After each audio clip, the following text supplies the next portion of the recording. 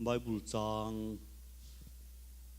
kachiar tu chu Genesis bung som nga chang som hi pakhat kachiar nga ti chuan a soin kan soi than mal dor ni lo en du takan om chuan Genesis bung som nga chang som hi pakhat kan chiar nge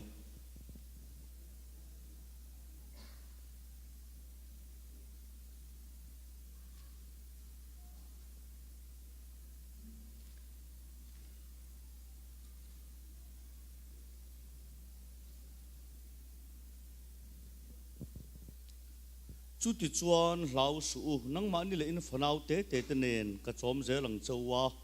atia chu ti chuan a thamwana tong kam tha takin a berloma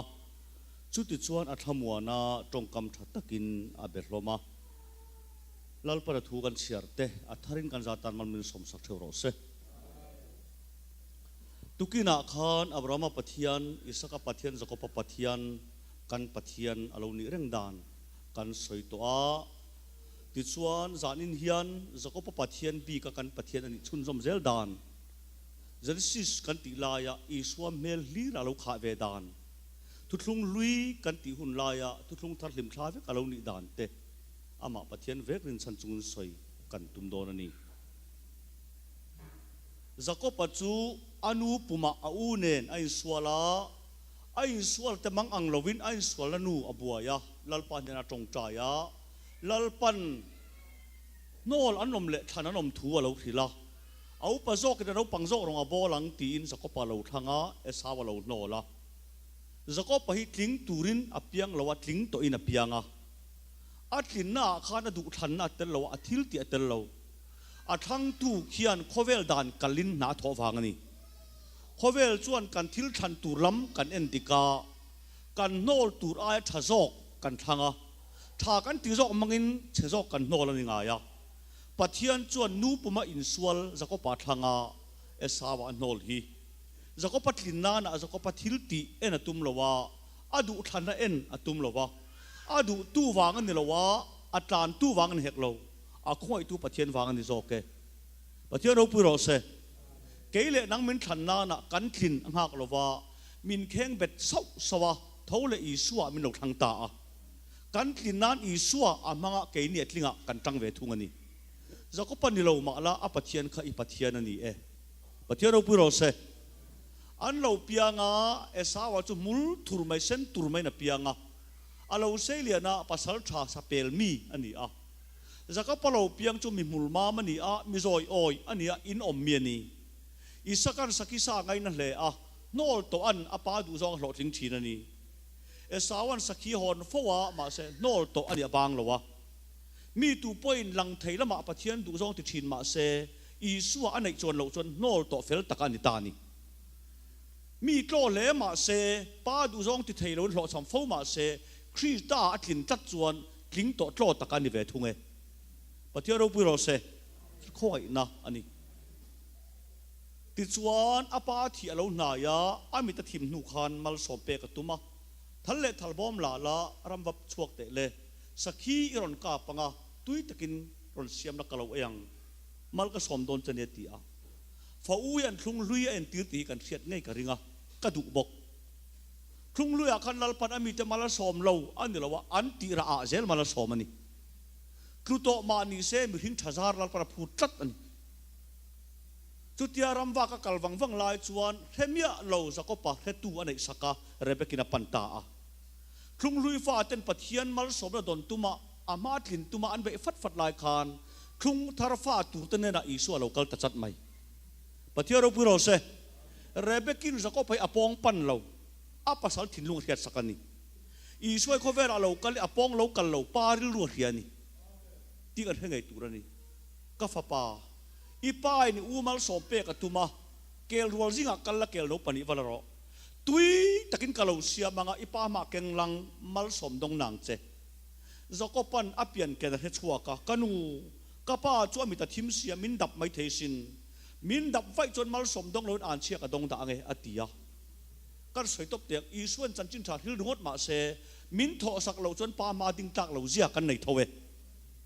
ta chon kal mai ro ian che chu ka chunga ta ro se atia kel no pani avala a anuna tal a asiam min vek nuwa kel fun chuan zakopa ngonga le abana bela kel sa aken tira a usil fen thatak mai hak tir boka kapa thoro malmin som thenan ei ro le atia ka fa pa tu zok ngei ni e sawa kani ivaron mumate thut ve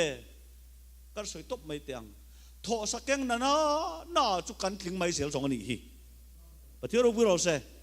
tho tum ten ram wa lau lai tho sakeng pa ma mal som kan dong mai pi pathian thuru alo ni ivaron mumate thut ve atile a pathian min khongai kalo ho ma ni atile saki kap turin apian ken a lo chama dot soi tur ro chuan a lo tling fel he tu chang chin nge thiamen pathian in dan som chau min pe kan lo cham thak lai khan ata chopadot soi chu pui ngai lo kan tling vek zo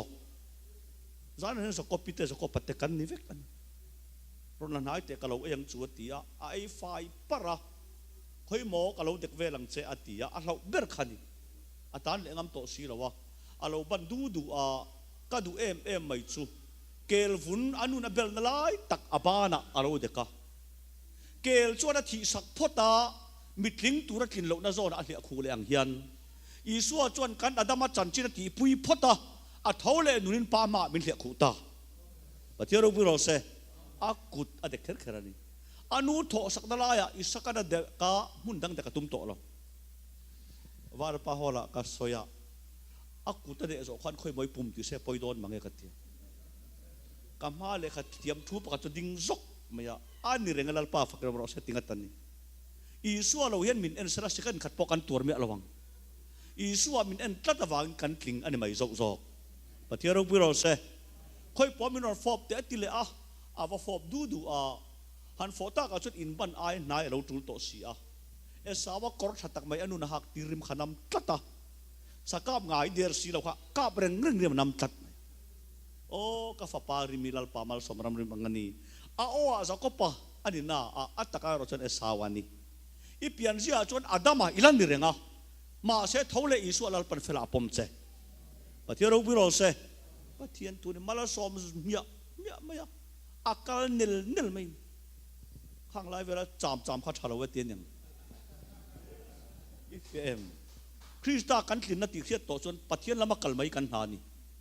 in en ni buai le na ni zo chu ti lai chu akal liam chawa e sawa lo honga ani cho ka nge ron hon ani ka du mange apa sal thani he pa hi ni dang apo hon fo ani phu tak ron siama ron kenga ma se atui em chung khan ei lo sak ani ta ti sak tu nei ta a ya ti ve nei ta ai ta lo ani if em ti sak tu nei ta ai to pathian kian ma ni ti ve ron keng ta ai to don lo ve pathiaro buro se kapa malmin somro imitiam angkhan hei saki karon hone ti a isakana satakena khurta a o tun loka a sakhi saron kenga kalau ei sak veka mal kalau som ta khatunga ni ta ang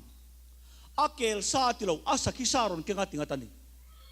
pathian ni lo zok pom mang deuh mai if em isaka thia ta na dila aman berama pe sawa apek beram an thata isaka hlan tu pom tlat na ani lo zok zel hilal pan min pom sakania ti chiang che i thil ti ngat mai din pui chuan ti sak nei tanan chang to ti ka hing hal che pathiaro buro se pathian thu ani fel sim te that sim te lal pan an hol an lo mi hinga tanga chuak fel nei lal pan min ei sak to don lo saki sa hi fel sak te ta lal para pom ni zoke pathiaro buro se ka ta tang chia khan rebeki kha en ta la mel ni lo nei renga e sawala ma tanga en chuan dal tu rebeki ani to anga jacob wala ma tanga en chuan mal som na rebeki ni to ang pakhat ani na mel ni anaya thole isu hi fel ve te tan chuan dal tu lung pui fel na nei me lo tan chuan kan fel na iswa pathiaro buro se iswai pan ni lai min pelo mel ni anai cham chi ani ti hi pathian thu tak a beina sapol kanivea kin tuma be pola chon ka pui ve khopang karin re thei taka seilian kan ni na a thian te tiang po ti lo ve chap chat ngam khopin mu thei ko rana chon katlan na ve ni ma se thei to ka chua lai khan ngai tha deuh mai dil kalau pan tre philo ni kum ma sa ai zo la cruise kan na ya in chai champion thin rong bolian a pui kha atui hal tat me aron tir velal pan a ngai tha ente a o hi khur zoi mai puro no pan lai tang sa khua ka be la het yang thu kan pastor min sil mi alo kha ka hem hun ka len lo lau mi alo ni mo ka thil ti thata sin ka lo biak mai le tingat tan if em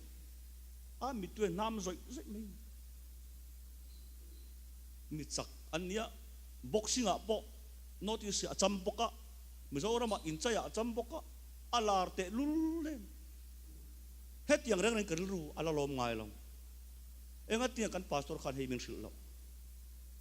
nung chang chat takin mai dil ka lo theng tre pani tingat if em e sawa ken kha do tan lo ei lo sak ani kha poi lai berani pathian thu ni mai poi takani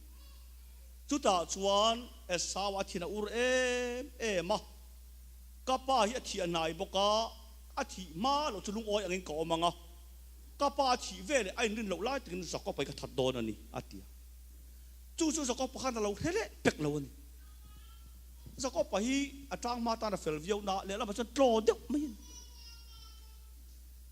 ma se e sawa thil tum kha zakop pan lau lo ma se repekin khiat sak le a zakop pa pan chat maya ipa thi nia i u hian tha che tumani ni khat thila pan ni sun chu ka huam lo chawani hlataka kan du ta la bana oma pan ro o i u ya lung oi ti ka hian karon ko le don chani zakop patlin nei rebekia ni phota atlin na top san mai lo a him na ani le ta i swa thole nu ni kan tlin na ni phota kan tlin na min top san tum lo kan him nai turun tharawin min thuai zo tharaw thiang ni mu thuai lo tu ma kan him thaila pathian thuru kan tu fin na mai thlem na la ka ading kho chuak zo lo i suak khri ta tharaw na huai te chau an him thi ani pathiaro puro se kan nu ta la bana pan ro atinga tan la bana na tan wanga ina thlen ma de win la bana phanu te pani ran rual veng ama mu a an ti tia he bidang an lo to pang an tia an huai honga kapa hemi tian kom chin te hemi hi an tia akoma ani atu pa lo ni reng alom maya inu dai pa chon dam lai ri em ni hela ziak takhi pa phakat na chera an dam lai ri em yan ti khari chu hol ngau tlang dunga si ani ngai yang a mi zo tong he mak deuh mai an dam lai ri em ni tin ani chon dam lai ri na thiam tu ro eng poni se ka na hi a thonin thok lo la engai lo ka sia manga tia zako pai mak deuh chu tlo mmc kha mangai na la man atlan na tlat mai apu fanu pania mu vele khan ano pangzo kha mangai ngal chat maya rakilen ti kha au zo kha le ayani kapu ibrahim kum sari ka venga nga ifanu no pangzo ki ka hlo atan min peta che tingat tlo viu sian tang ma chon rin a ro zak lo ve khop maya kan chan chin ni se kha thiam ta chon labanan makatilu tuka o a thang tang chu midang kan ei tir tho ai chon nang kan ei tir che thazo ka lo matia berama veng hal ta a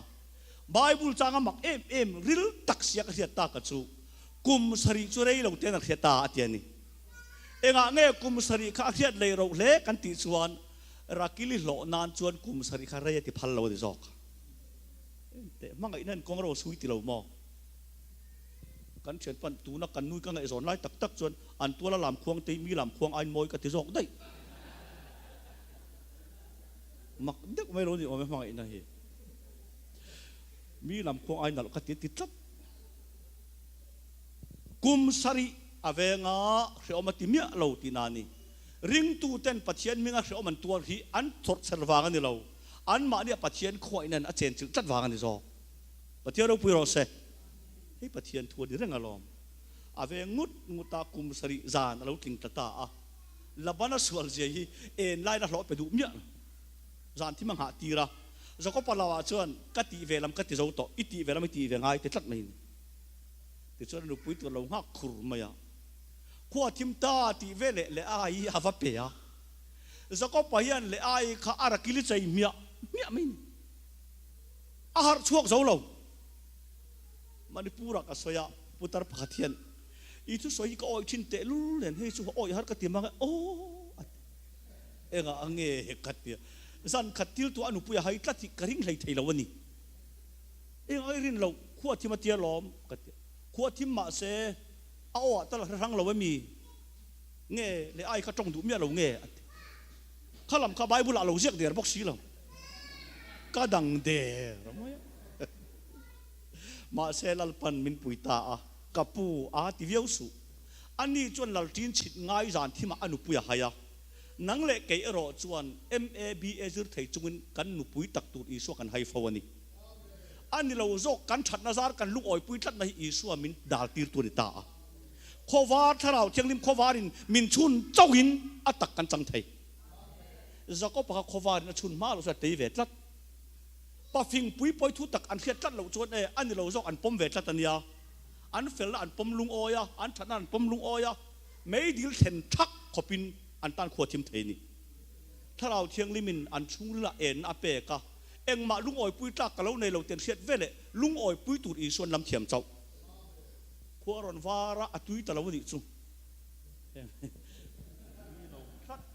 mai ni atui lo apua ka wa ka pu he nga min pe he mi lo turen iberam ka vek lei nem kal soi top mai tiang thu tak zira lal para khoi na chang tu tere re tong thran nei nge nge yang an tlei pui thin chiat zia an chal ma sapota tlei pui lu dang isua an lam thiam zelang patiaro pui ro se chu MS na atel velong kal soi top mai ne sarkar skula zir chua chen de lo ka ti na chu apua mang ang lutuka ani take karama chuan ano pang zok hian upak zok akal khalai lo chu wangani kum sari dang veng le me ro tin chu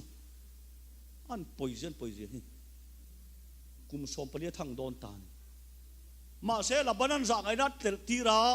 kum sari a ni sari king taro atia ni sari chung ka ting tak tira ani sari zana chia rakile peta ka du em mai chu rakili nei chung khan rakili ta na thok ta nei tuma tho na zong chu ani lo zok nei pha na ni a thon to pa rakili nei chungin rakili ta na thok ani zok ke chan dam ni tuma kan be fat nei ni lo zok nei top na ni a thon na isu ka ta lo ni reng siat na hian chol chuang lo rong ming bol tir ta ma se lo faril ru bawe patiaro biro se ring tu cha chu ti tur ni ti vel mai hi kan ur vela nei tu kan ni tlat to ma ni nei lo fa kur anom ngan puitling pakhat ma ni nei lo fai mu chon ngotang pathian tu kati tak tak asin tukina ka soi zo em bible chia dan phim khur ro in ngai tlom na le lalpa ti man tu sum che choi moi na te nun na te ti hi ka do mia la thu tak an ma se aman e ma lalpa ti a in zir ti re chu dot top if em pathian ti hlau an lo wania tharau lam thil da en sakai te sai te kan hlau ngai lalpa hi tu man an hlau lo an ti an zo chu mi tu lalpan sum pon zu yani ma se zu tu e ma lalpa ti in zir ti chu lem chan nan ka do mak ke chun ka du mi ti kan that turan pathian thu de lo tat ta chuan a boi thak em chu rakili kha nei to ma se le ai khalo nei zuk to wang khan ama ka phal lo i me tal om ro se tit tat poi em chu rakile chinga ani lo zo ki khan nao pa le thina i the thiam i suai tu na nei to ma ila kan mi ring ma sa kha kan lo nei rei to wang khan min then thadu si lo kan lo mang phal le thina ani lo zo ki ara mai i suai nei lo wang an lo nei chungin kan nun that i suai kan mang lok thei lo ve ni ma se tha phang su he thil om dan turani i kom khonun turani lo ve pathiaro pui ro se ta chuan le ai fa pa beram ven khan zol ai diron hona ente rakile chin rei tur zia hi au fa pa pon beram ven thei to ni chu ka u khongai takin i fa pa zol ai di khami pete atia teu lo mai ka pasal min chu ma na ti na kalaya zarina i pasal ka ne na ri ti lo chon ka pedon lo chetia khongai na mak tak mai chuan tharau lama tui hal na thar le mak takami tui hal lo chon tharau lama ma son to ngai si lo athik tu chiat na zong ada bo maka apasal au ne na ria tira au ne na ria tira rei lo te ama rai tatlat mai khoi na kan pian thar hian ra bi pakhat min kai tir ma se tharau nun ko thang lian zel tu chon tui hal na tak meu nei zel angai chu ti lo chuan an thang lian mai ngai lo mi ti ka soi du ta chuan fa aron singa Josepha an sa a chang tura pai le zui tamaya ma se zako pahian apian naram ngain apunen a hon dil thina min nun taka mu to chuan a cha tuan lo chuana pa ang chu kya ngai tlat mai ni Christian nal ko pen chak thin ka tinani chu ma se labana hian ngoi ro om si ro atize la I lo chu tiang ka tiang ka sia manga tia dot vek ani le a nun nei to terere pathian nama kal chak lo tu ma kanom lo ma se setanan apo buai lo kanom lo thung bok lok zok nuam zok moi zok min tiam zelani I ka soidu ma se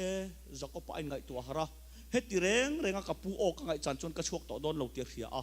labana jin hlanin anu pui pani le ran rual le afa te a khoma kal nal main labana lo ho chuan min tan bo san tia khia a ngal chata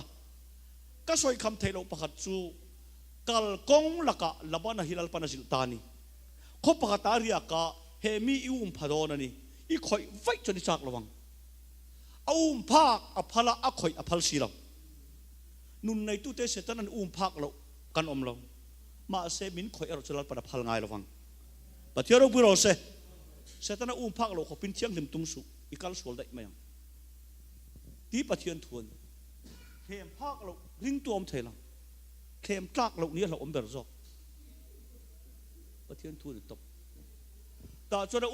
le a pharenga kal konga achua chala enga tia ru kai tan tha takin min si ro pui takin ka chan ka tha tur che atia zako pa ya huai san ve je chu kapu khati khan min tiam zela dot ani vek imi tiam ka nga ka dot vek ani ka kal mai lo chon ka chuak to don lo ti ka chiang ani piang thare re chu setaran chel ma se kal mai hi kan na ni zoke ka hil du che ni hi kal mai kan na ni zo in po bu hi chan dai na ni zo ta chuan labana mang ang ta ente Jacob heta in lung ka tiang khomanga he lung tian khom pel hian I chet na zong ka lokal to lowanga nang po lo kir to suang che in phasi in lung mangin en then tang hian dia bolan mit pha engang ma se ke ma ni Isua chatuan lung puya din tlat wangin Isua pelin min khoi ngai to lowang pathiaro piro se pathian thuru kan ale le a Jacob pa kal ruita a tuna Bethlehem khu Ephratha anti lai kha alani ome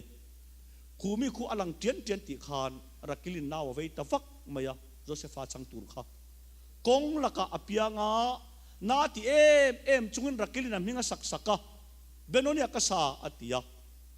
hei mana sa pas harmon kalpan ka ngai thazawa mizo na linga benonia ti chu har sat na fa lungai na fa ti nani tinan soya ma se lo dik mel tat mai asarmon dang ka ngai thaman pon chong la benonia ti chulungai na fa tiani ma se asatu rakili athinga la an phuma Jacoban ke chuan benonia ka ti phallo teng Benjamin ka ti etia ming chia apu phota apu tir tu thi nu aming tha puta a adama awangin ming chepit top kan puwa Isua thi nu aming chapit top kan pu veta pathiaro biro se Benjamin ti chu pathian kut chakati nani aril manga ming ni kan nei ne rukhian kan ming ma sa hi thi na manga ti top chok ani zo keinin kan ti top thailo Isua thi na main kan ming ma sa ti top ani ta chuan an kal le a zabok lui an thenga Jacob chuan esawan min huak don ti heta a Jacob ya makzia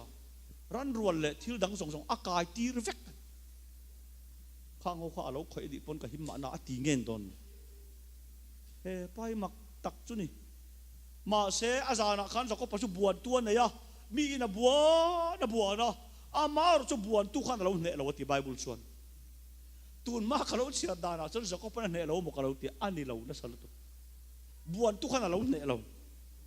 a buan tu so khan tha dil min tha ro khwa war don ta atia Jacob pan mal min som lo chuan ti tat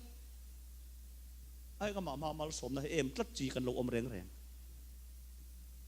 ni fe em mal min som lo chuan ti tla mana mi thiam pakhatin Genesis a hil fia ke chu no pangdeu takaputling Sunday school a lut kan ya zirtir tu hian kala herengani kha mi tuma zakopa buan tu kha tharau thiang nim ni lowin ram huai lui huai ania nge ti thlatan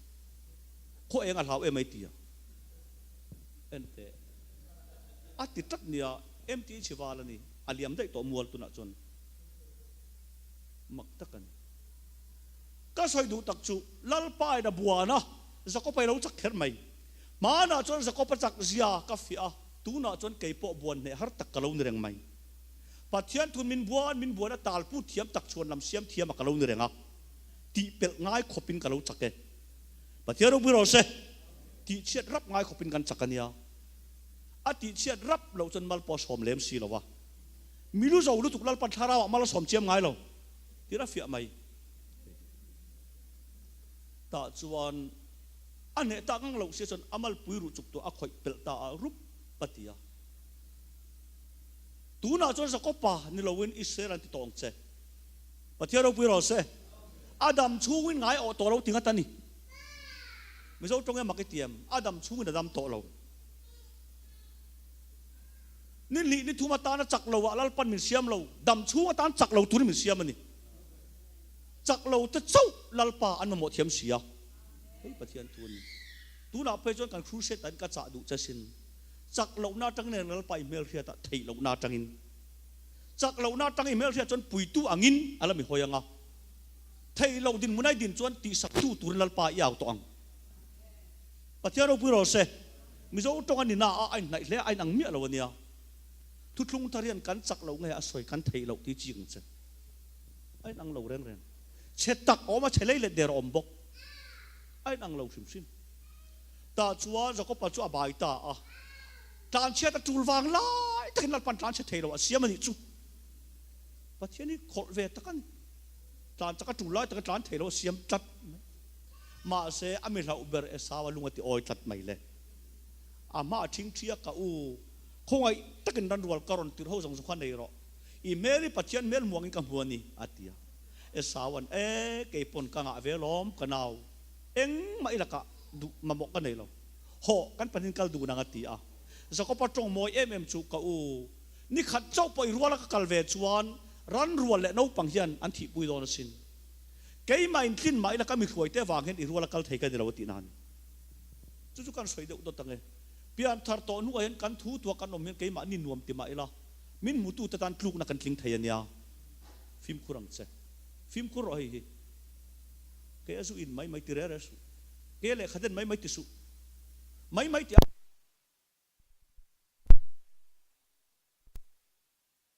ta a en nge asoi kha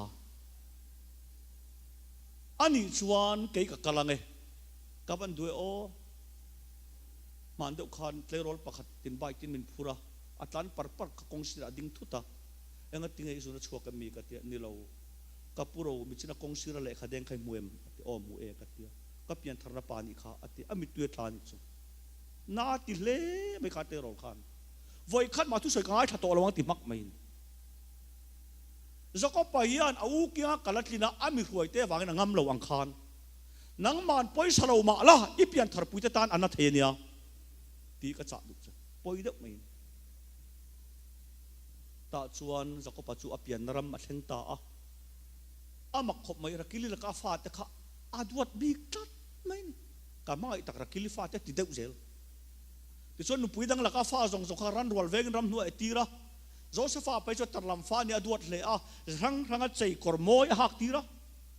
rang chei ti om je chu I suai pakhat chau ni ma se moi na dang kan ta na moi e kan moi na fam kim chu I suani pathian ro pui ro se chu mi sin chung chuan apa na tir tamai sia yu tene na kal na an chan chin wa hero atia hlat ta ka changan lo mu a so to samang ne ya an te ni chu a tir tuin moi ta na tir le ma alo mu tu ten huat na me non hole sia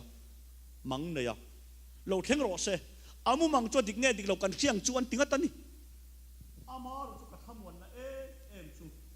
amang ti tel so tu man chan lak na zong kha amang ti dik tuan tan na ve kan zo hoi na chan chin tha hinang ma nem nge om tak tak chuan ti bala tu tur anga lang zong kha khoi na chiar thiam tir tu chalal pan hang don ani ka soi ngam ta thei hi ติชวนอวัตเฮงาอาปาหักติรกอร์จวนลิบสักะอันเวนไลรันินตัวระอาทิเซนันนีมาอาปานินันทนเลอะที่เซนจวนปาละมาอาทิทัววสยะอามาตะกรอจุขวดคุรมันทักได้ยะแล้วลีสวยเราปุยในนัลปันโคเวลารอนตีระดำโลติดามามิเทียกายทว่าปัจเจียนถ่วมขโมยมาเซโคเวลินอันทิกตะอันเราเข่งเบตที่เซนินปาละมานาทกะอารวงสุธานันภูมิได้ไหมโจเซฟากรที่เซนกายจวนอาปานินะทีนทัวสวยอามาตักซาตะกรอจนขวดคุรมาปันได้ยังเฮียนอีสวตักซาอินฐานปนะอาทิเซนินปาละมานาทกเนียปัจเจียนเราปุยรอเซติจวนขวดคุรมาตาจนละชวกและมีระมาสละอันสละลลปาเนี่ยนะอมเจละปัจเจียนเนี่ยนะอมจุงสีกันลุงอินเตตังรุปเวนี่ฮาร์สารเตมังอันนั้นเตกันจวดเห็นยันลลปันมิถาทำมันไม่เราอารมตีนั้นกันตัวเรจอกลุงอินได้แข่งตันจุลุงอินมีปันินมังอันเนี่ยอาทิตย์ฟิอามักกะเตี้ยจะชวกตุนเนี่ยนะคานอีชวกโดนนี่ให้มีรอนเทเวร์กระโออาทิตย์นี้จุโจเซฟเห็นปัจเจียนเสียดังไอจนขาปากเสียนะคะอัฐเลเวโลกกันยังมาเสกขาปังอัชวกเล่นไม่อะไรอโซอัชวกนัลจุดตาจวนขั้วเราเรียลุกินตังในตัวเราอันลัลเบรินมังกันในตาอามังสิลฟิอาตูรินลุงอินามีอันทัชวกตา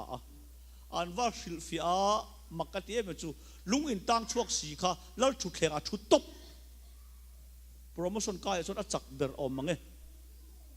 ลุงอินตังไม่อันนี้นะ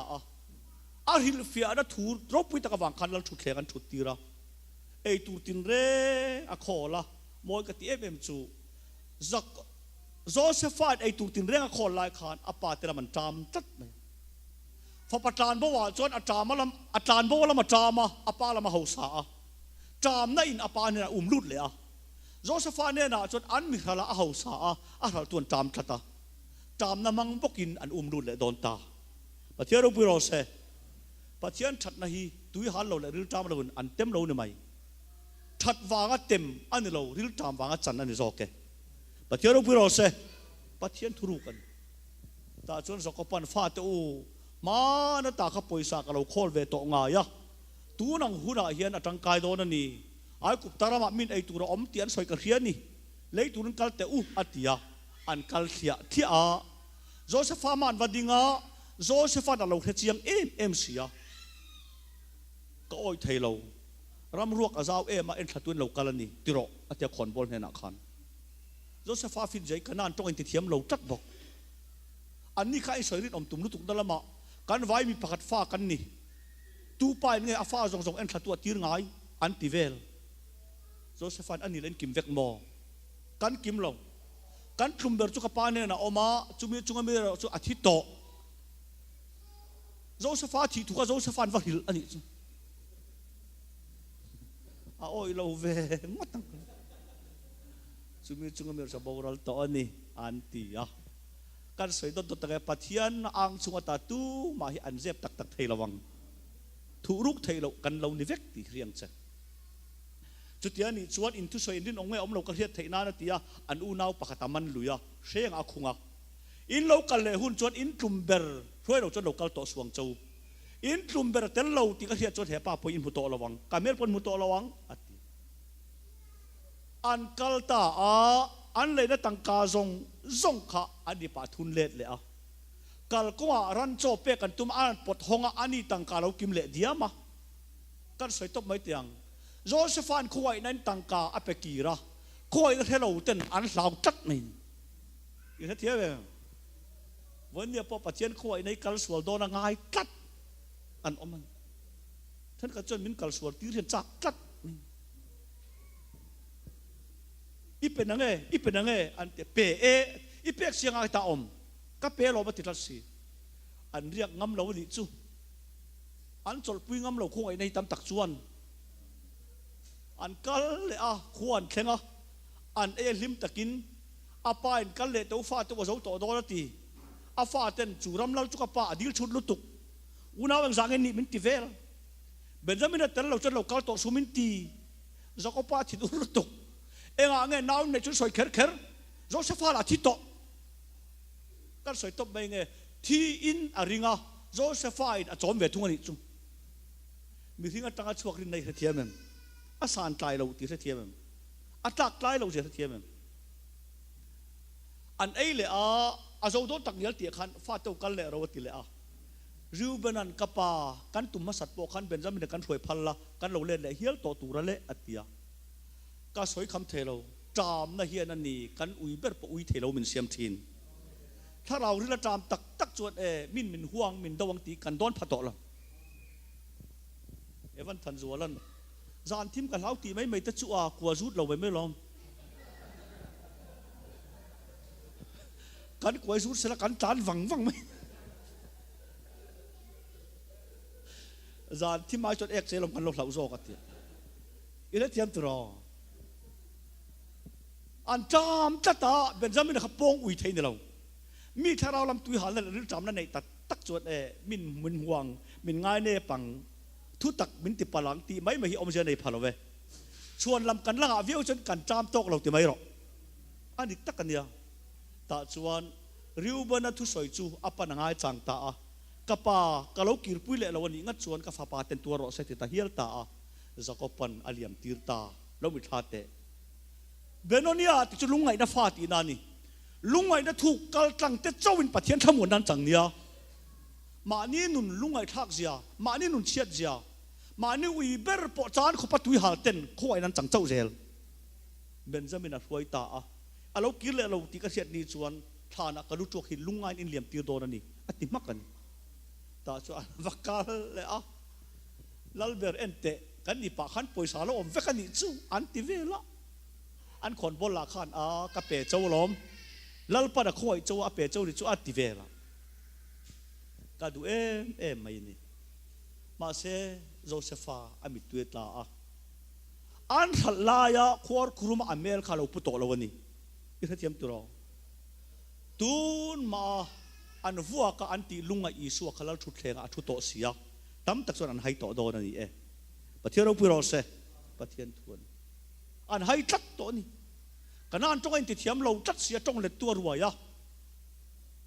in poisa chu kan donga lo man ti ya Benjamin amwa an hu ka ul tata hei himo in now chu oni ta chon kal le to ro an bu fai le tur jong jong a thun tira Benjamin a phura tang karono ada aruk saka kal konga awum tira sipaite enga tia thil tha lawan rul mai kan puno ni khain la an nin chu tiang kan ti lo tur zia mai chu kan lo kalma sak tuba tangka kan ni palo telpo kan keng le vek miswal kan ni lo an tinga tani miswal kan ni lo ti tan chon lal in puan nahi ton chien ni lo we pathian ro pu ro se an ti that chun soin an hunan mangat ngat ve ni nang le ke po kan ni deuh lo mo kan thil ti to then khat te chu min soi lo se kan du au ma kan ti then khat te chu min soi thoi se kan du ve nga tan tak tak a kan soi thad ro me lo kan an chapo zia ti ke chu mi a kan ne ta kan te ni i a khop mai a min tingat se kan ling vat mai ke hi chu ka mo la ta kan te ni mol tol khop mai a i lo leng te kan boi thei khop sin ti sala ke chu kan lom ka ring kan chapo wang mai kan local chu ba tangka jong jong po kan keng le vek ti hian min ti se ka du chu kan thil ti that chun nin na sa ta ka sil kan chak zel ente ti chuan an ena an phuran zai kher hok maya ka soi top top pe te o lei buak vek lo chuan man let thei kan lo ni lo ve sual thua min phir let vek chun pa lama min hip let thei nia pathian ro pu ro se ta chuan tang karona wa top maya he mi hi kan pu chia lo an ten man ta a an mai beran man tat ka chon an vai ki lo thei lo Joseph fin je hi o ti lui in lon mai na man khom vek thei nia an ki le Joseph na an va ding le a ngai to chiang te soi tu than nei lo re ke yang la lian ai ken thiam min ding lo mi ngang kha khan lak atinga tani chu ve le kanan tongin ain bia a ma da kan naw kan thol tuma amang an zia kha alungai na le athaphan zia kha nga nge khatia kan ti kher kher khai mi tunga kan thil ti sual kalal pan a herenga nga voina min thung rul ni hi an tia ngai daman dil cho phut lo an sual zia ro chu khria se du ngatani pathian ro puro se i ngai dam dila wanga khoi chen lo i sual zia khia na chau a khoi zai tem don ni jok ti pathian thun Josepha alunga chel tuka mai wa phia aron lang le a kan nau kan thal kha enga nge a thaphan tel nen kan thal kher kher khat ti ko pa mang an lai khai nga nge kan chan dam lok lo an tia Josepha en chum zo to lo an sual jan tha chiang ta ti ria an rai ber tu kha pom chot maya atapa ai kuptar ma kal tura in Josepha kan yesin ni ma se he mun kal tura min thala wang tu ma itiam lo du su pakate na poma a fo pa tap zela a poma fo pa tap zela an ni lama soi tur pakhat man nei la an sia ta wangai da man ni lo angai dam jan he tai ni zoke pathian no puro se tharau lam ta angai dam ja kan sia nan pon taksa a ama wanga nung kan ni chau zo khoi nei tharau tan chau ni lo taksa tan po ima mo ania ama na chom photani kha ifm ke chu ka ti deu tak tak sin lalpa ka tak sa peng zong hian ma mo lo dar kar che nei lo wani ka mitin ni leng na ma mo che ka beng ni leng na ma mo che ka zung zam zong hi nang ma lo tlei lo ve kan ni pathian no pui ro se chik chiang ro huai da long ti tu hian eng nge riat te reng ni re chiang em kan het lem mai chok zo ka lo ni kan soi deu tiang a khoi na long tian dau an do lai khan khoi na hnuai an om wang ve ka lom an do thei pathianian a khoi na do tur min khoi na a hlan an lo a do tu ngei po a khoi na hnuai an nung an zo ke pathian no pui ro se he pathian thu dik takan ta chuan ai kuptar ma kal tur min sala wang khan tu man thiam lo du su putar pui mai in soi ka pa chu da balom mo o da da me en te u tra me ta zel do na in thi vek lo na ka ne ra lo kal le ro sakor to lai lir a cha a kan soi deu kher kher nge sakor to lai lir a chuan lu lai tak khan anin pe fel chia khan thua cha ta a kong tuanin in mo che lo tun film khurang chau pathian ro pui ro se an thil ti sual kha au te adam zo lo te sia ama zo ka andam doi tan tu mani kan lo ten om to na zong zo hi ke mani adam tak tak thei lo ni hi adam na chu isua ani zo ke pathian ro pui ro se an kal ngut mai ni soi turan nei lo reng pathian khoi na mir khiat chan tak tak chon ne rin ai soi tura wang sin tlat mai na an kal ngut mai za ko pani an thlenga phu takan zuang tha ka pa Josepha lo la dam renga lom chu mi rama chon lo ro pui tak alo ni tin Israel chon chu tu cho sia a thina mit sula an tu cho oi si lo tinga tani aring thei lo ni lo aring thei na phalo ni zoke alo ladam reng ni alom tu ka thina mit su ani ma se po na wada ka sakor to lai ni mu vele atok ta pathian ko in ro pui jai mi ring na ring phamya lo wa tharau thiang lim zara chau amen omani pathian thuru kan he sakor to lai ni khan amen a pek tirani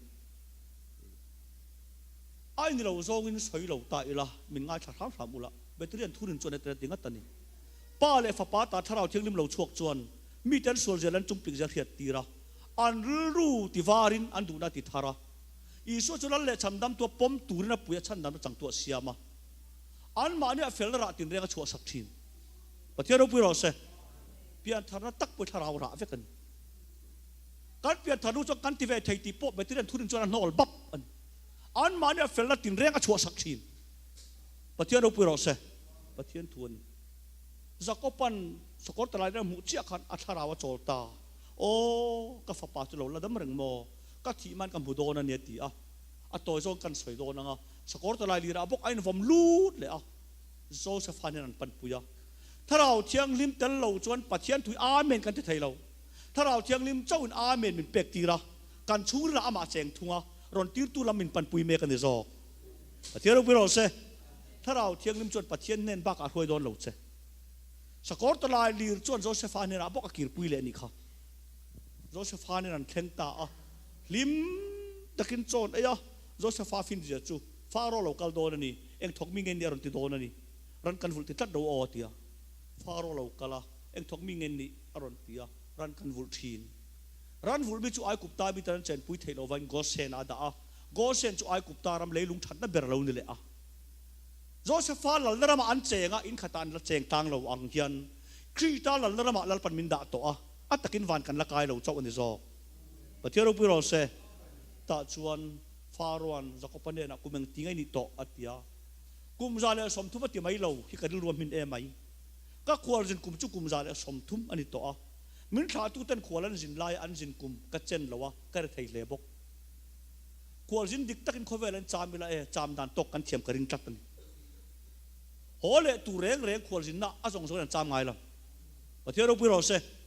hole tu nei tha fum fe lo hi ni du tal mai mai chu hole tu nei tha fum fe lo hi ni ngam pa sek sel ta chuan zakopa atarta amita thimta Josephane na ai kupta ram itu papan ikaron hloiro malkalo somang chetia manase chu pu kuding lampani na kaya Efraim chu pu kud ve lampani na kaya tin Israel chu nauban ko kal luya tinga tanin aloban ka kol lai chuan apu ding lama lokal khan ve changta a apu ve lama lokal khan adinga changta a Efraim chipa akut ding lama hatta mala som ngawa ma se Josephane ngai thiam lo kapai ti dan dik lo ado pangjok chi pani iding lamin nga atia khaya ma se zakopan ka hria lo mati tata pathiaro buro se changai mi lo a chan chan le chang thin no lo om chan chu ban ko kalwang lo ni zok ang hian thing ko kala iswa thi ve le changai lo tur kan chang ve ta a chang thi la in hre ta no len lom ta pathiaro buro se khosa chia khan lom kan mi hing hlui chang pha ni an hret an no la changai mi to lo tur khita lalpan min chantir ve ta pathian thu duk ruk dik tak ta chon zakopa thita a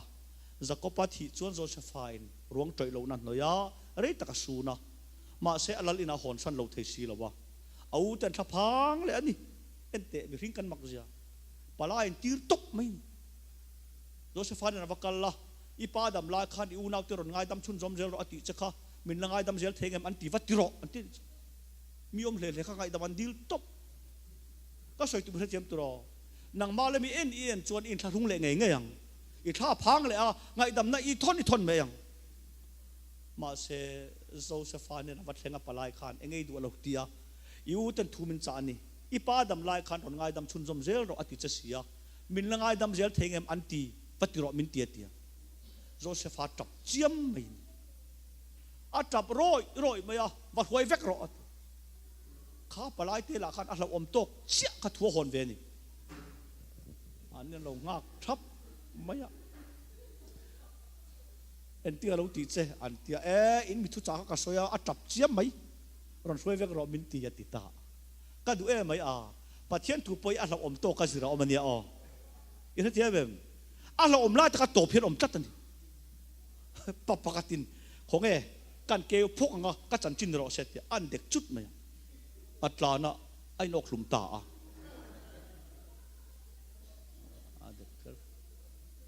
ดูตะเราจัดเนี่ย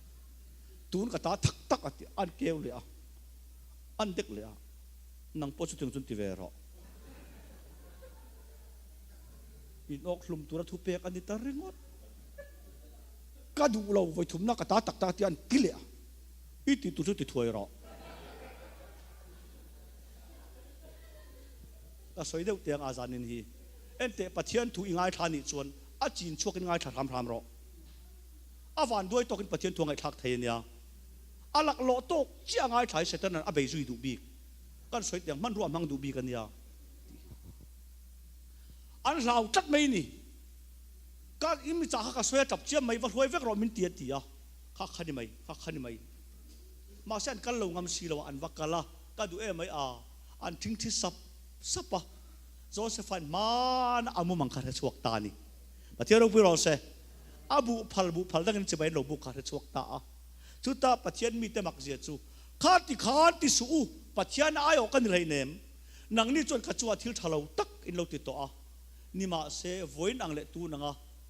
nung dam kan oma chan dam in om thei nan lalpan mi ma min tiran zoke pathian ro ro se khatia kan chunga in thil ti kha in sual wang thim thim lo ni lo voin le tu nang hunak nun kan nei thena tura lal parem ruat ve ka lo ni lalpan thil tha chan tir ru zok lo ni i so sil fen an hlipa lungai takan siama mual pho takan siama an lo kheng beta thana lo phum dai kha voina thole i suai kan nei na tura lalpa min pek alo ndrenga pathian am ruat alo ni pathian ro piro se thamuang takin omang chatting atan thamuang takin om ro ka chom zelam chu nang ni len fanau te ten ka chom zelam chu khoi nei tu man kan soi zo thei lo ni kan soi phalo bok kan soi turom chun la ni bok si pathian ro piro se thamuang takin om ro ti kha chu a soi tum tak chu an thil ti to lama thamon na om velam an thamon pui tu chu ngai dam na chawani i thil ti kha en la thamon pui tak tak in nei ngai mi lawang i thamon pui tu ra lal pa na than cha chu a khoi na khian ni voina lal thu thlenga thu khi mi tha te ton na lo wak vai ril tam te ton na lo ni zok ke tui hal te ton alo ni lal pa na tharin mal men som sok thero se le chairman mu ro se